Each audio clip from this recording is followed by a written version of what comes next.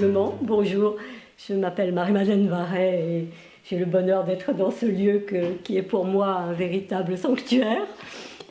Donc je suis philosophe est un grand mot, donc je suis chercheur et je continue de chercher avec passion en philosophie. Voilà. Nous allons parler d'un solitaire. Il est peintre et la déco ici, donc cette table qui est une table de travail, hein, et derrière, donc c'est ce peintre Jean-Pierre Sergent que vous connaissez assez bien et que vous aimez beaucoup. Que j'aime beaucoup, qui est non seulement devenu un ami que je respecte, mais qui m'a fait entrer surtout dans un univers que je n'avais pas encore approché. À mon âge, c'est inquiétant peut-être, mais c'est ainsi, je l'avoue, et que cette découverte a modifié beaucoup de choses dans ma vie. La découverte de son travail et du personnage, de l'artiste derrière, du créateur. Marie-Madeleine, est-ce que vous pouvez nous dire le moment, si on peut revenir un peu en arrière, le moment où vous avez découvert l'œuvre de Jean-Pierre, quel a été ces sentiments que vous avez eus? Oui, je parlais de hasard et de nécessité parce que j'ai traversé par hasard une rue que je ne fréquente pratiquement jamais et je suis tombée sur une boutique qui faisait une exposition. J'avais très peu de temps, donc j'ai uniquement franchi la porte et puis sur les conseils du propriétaire, je suis allée voir au sous-sol. Et en haut de l'escalier, j'ai découvert un immense portrait de femme dans une position très érotique, que moi je n'ai pas perçue comme telle parce qu'elle était immédiatement magnifiée par la beauté de ce que moi elle m'a envoyé comme onde positive.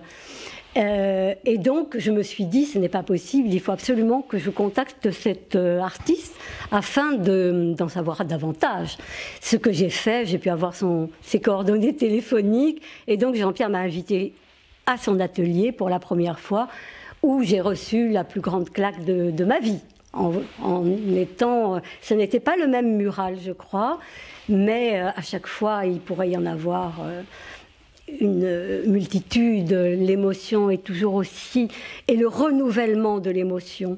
C'est ça qui est beau parce qu'il y a une forme de désir qui nous pousse en avant et envie de plus.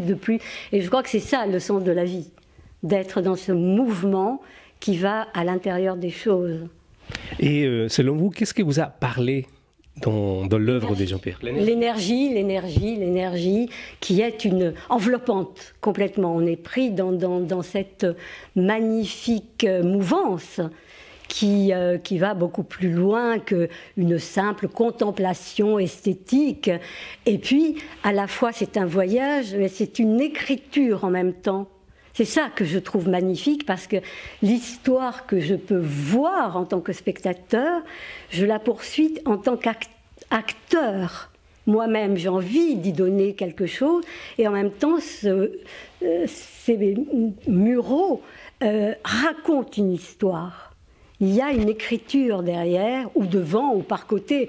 Bref, on est entouré par tout ce que la civilisation peut nous apporter de meilleur en nous ramenant à notre intériorité. C'est ça que je trouve incroyable. C'est-à-dire, on ne peut pas se confronter à cette œuvre sans qu'elle vous renvoie à votre intimité la plus profonde, qu'elle soit sexuelle, affective, enfin bon. Il faut prendre cette dimension-là, il faut l'accepter, qui peut être d'ailleurs perçue par certains côtés comme une prise de risque, une mise en danger de soi-même. Mais je crois qu'il faut aller à cette œuvre avec tout son être et sa partie animale, que Jean-Pierre revendique tellement dans les rêves, dans le chamanisme, cette dimension d'animalité qui fait aussi notre fierté, notre gloire de créature. C'était dans quelle année que vous avez pris connaissance de... Il y a 4 ans. 4 ans. Et depuis 4 ans, vous n'avez jamais changé d'avis par rapport à l'œuvre de Jean-Pierre? Non, enfin mon avis, mon approche évolue, elle s'affine ou elle s'épaissit. Je crois qu'il n'y a certainement pas de caractère statique dans le plaisir que j'ai. C'est une dimension de plaisir. On ne peut pas dire que j'ai toujours le même plaisir. C'est un plaisir à chaque fois différent. Et c'est ça qui est magique. Parce qu'il s'enrichit, il s'écarte des chemins battus, il accompagne ma propre réflexion. Donc à chaque fois, mon regard est un peu différent par rapport à cette œuvre.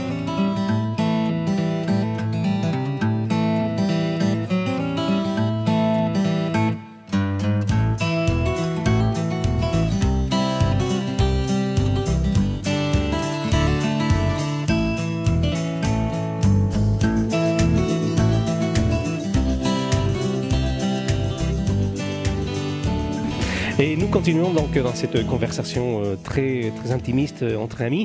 Et Jean-Pierre, bonjour. Bonjour Hector. Alors, on vient d'entendre Marie-Madeleine concernant ton travail. Oui. Alors, j'imagine que quand il s'agit de parler de soi-même, c'est très compliqué, très difficile. Qu'est-ce que représente pour toi d'entendre une personne parler de ton œuvre comme ça, de cette manière? Eh bien, mon amitié avec Marie-Madeleine date de notre première rencontre, parce qu'elle a vraiment fusionné avec mon travail quelque part. Mais maintenant, c'est quelqu'un qui fait partie intégrante de mon travail. C'est comme on appelle en anglais soulmate. C'est quelqu'un avec laquelle je suis connecté au-delà du présent.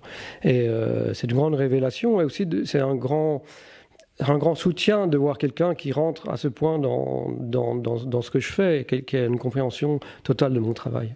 Est-ce qu'un artiste cherche justement de pouvoir toucher les personnes de cette manière-là? Bien sûr, on cherche, mais malheureusement, on échoue. À 99% du temps, on échoue parce que les gens sont très réfractaires au travail des artistes. Forcément, les artistes sont à la marge de la société. Et il faut que les gens fassent un effort pour comprendre ce que l'on fait.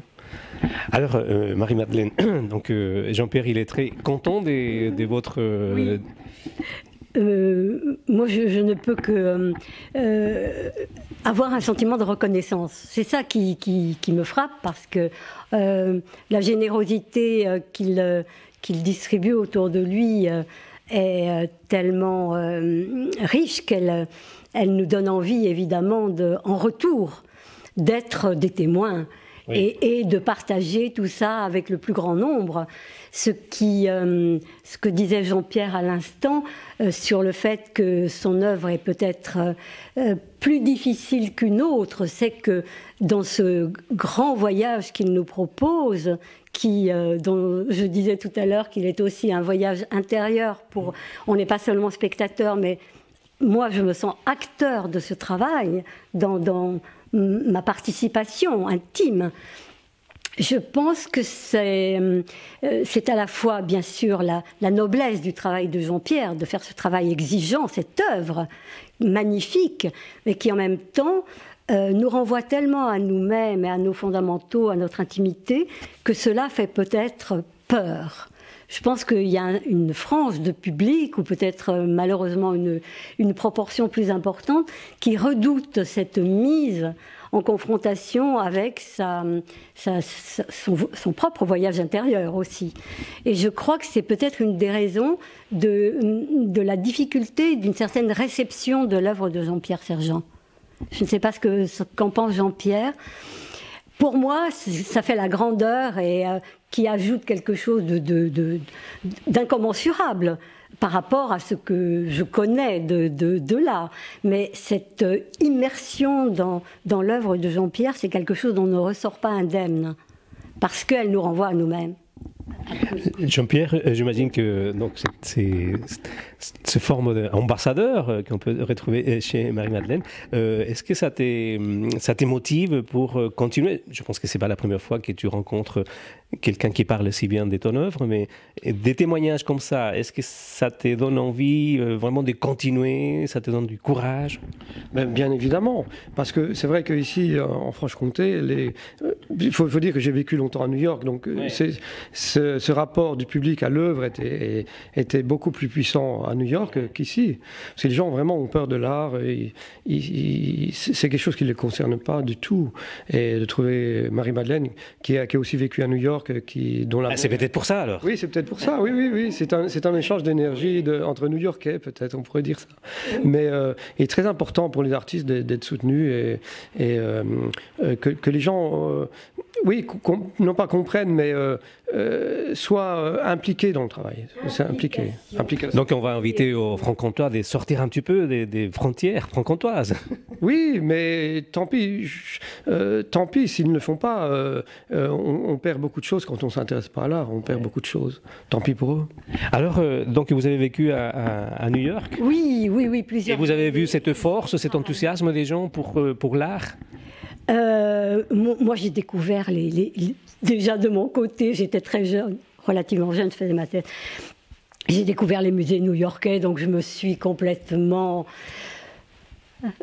éclatée, pour parler vulgairement, dans ces endroits, que ce soit à New York ou à Chicago, où il y a des musées exceptionnels partout. L'art a toujours fait partie de ma vie, car mon mari enseignait d'ailleurs l'esthétique, particulièrement l'esthétique musicale, en tant que philosophe aussi à l'université. Et j'ai un peu baigné, évidemment, dans tout ça, mais je répète, je redis un petit peu en boucle, mais c'est une très grande vérité, pour moi, une expérience personnelle majeure, d'avoir pu ressentir une telle émotion. Est-ce qu'elle est métaphysique? Il y a quelque chose qui nous renvoie à un autre type de conscience quand on contemple cette œuvre. C'est la raison pour laquelle j'aspirais à y passer mes journées et mes nuits peut-être, pour me réveiller devant une telle beauté. Mais ce que je voulais dire, c'est qu'il y a également cette envie. On ne peut pas échapper au désir qui est pour moi synonyme d'énergie. Alors, évidemment, il peut être sexuel, il peut avoir toutes sortes de dimensions, mais en même temps, la dimension du sacré est au cœur de toute cette découverte. Il y a quelque chose qui nous élève. On est vraiment tiré par le haut dans ce travail, et c'est extraordinaire, parce qu'il y a une vraie dynamique, à la fois dans la contemplation et en même temps dans sa propre vie de spectateur, qui devient acteur à proprement parler. Très bien. Jean-Pierre, donc on parlait de frontières, et la Franche-Comté, j'imagine que tu as déjà pas mal exposé, et tu pars un peu à l'étranger. Hein? Oui, tout à fait. Juste dans les derniers 15 jours, il y a 40 œuvres qui sont parties en Chine, œuvres sur papier. En Chine, oui, et j'ai une amie qui est passée le week-end dernier, elle a pris 11 sérigraphies pour une galerie à Bâle. Donc j'essaye d'exposer au maximum à l'étranger, mais par contre, par ailleurs, on en avait discuté dans la dernière vidéo, j'ai également une belle exposition à Narbonne, une exposition de groupe, dont le titre c'est « L'artiste est-il un chaman ?» et c'est commissionné par Laurent Devez, qui est un ami et qui adore également mon travail. Et donc j'ai un grand mur de la même dimension que celui-là, à l'Aspirateur, c'est un centre d'art contemporain à Narbonne. Et ça m'a fait vraiment plaisir d'exposer mon travail là-bas. L'art est encore vivant alors? Oui, l'art est encore vivant, mais j'aimerais que les gens soutiennent un peu plus les artistes, qu'ils les considèrent un peu plus, parce que c'est vrai qu'ici la région est difficile. Ouais. La région est magnifique, la nature est magnifique, heureusement elle me ressource énormément, mais les gens ont l'impression que l'art ne les concerne plus. Or, s'il n'y a pas d'art, il n'y a plus de culture et il n'y a plus d'humanité. Très bien. Un mot pour terminer, Marie-Madeleine? Merci à vous deux. Merci à vous deux aussi. Et je voudrais dire 2 mots, syncrétisme et tropisme. Je crois que l'œuvre de Jean-Pierre nous tourne vers le soleil, c'est-à-dire l'énergie première. Très bien, merci beaucoup. Merci. Merci.